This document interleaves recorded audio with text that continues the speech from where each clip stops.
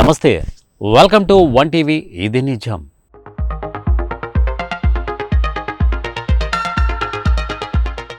ఎప్పుడైనా జంగిల్లో సఫారీ చేశారా? చాలా థ్రిల్గా ఉంటుంది కదా.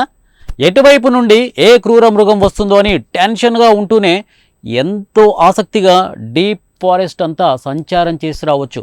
అసలు సఫారీ అనే పదం ఎక్కడి నుండి వచ్చింది, దీని వెనుక ఉన్న బ్యాక్ స్టోరీ ఏంటో తెలుసుకుందాం ఇవాల్టి ఇది నిజంలో.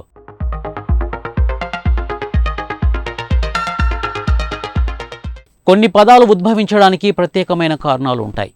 స్వాహిలీ అన్న పదం నుండి సఫారీ వచ్చింది. స్వాహిలీ అరబిక్ పదం. మన అచ్చమైన తెలుగు భాషలో సఫారీ అంటే అన్వేషణతో కూడిన యాత్ర అని, భూభాగ ప్రయాణం అని అంటారు. ఎన్నో మార్పులు చెందిన తర్వాత చివరగా 1850లో ఆంగ్ల భాషలో సఫారీ అనే నామం స్థిరపడిపోయింది. ఇది నిజం.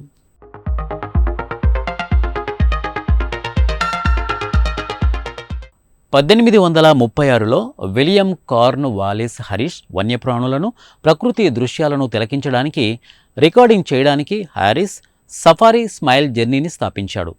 తొలినాళ్లలో రక్షణ కోసం చాలా కష్టపడ్డాడు.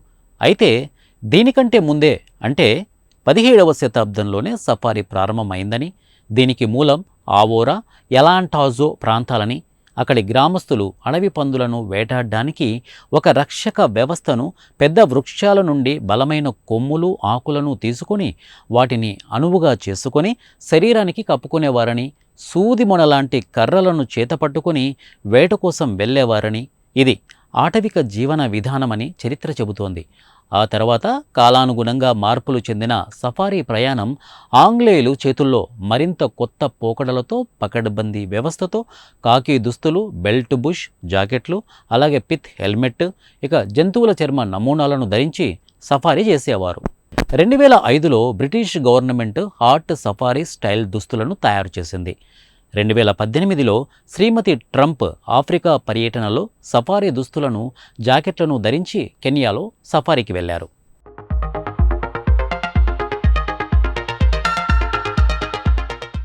సఫారీకి వెళ్లడమే కాదు, ఆ సమయంలో ధరించే దుస్తులు రక్షణ కవచాలు.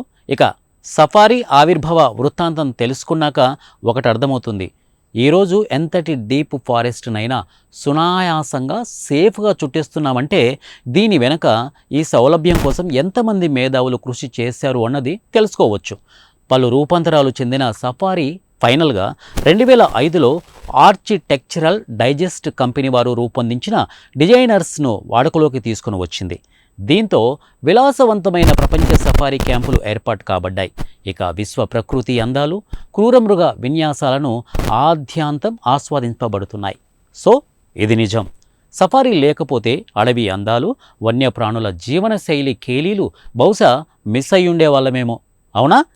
ఇవాల్టి ఇది నిజం సఫారీ మరొక ట్రూత్ఫుల్ స్టోరీతో మీ ముందుంటాను. Until then keep watching one TV news.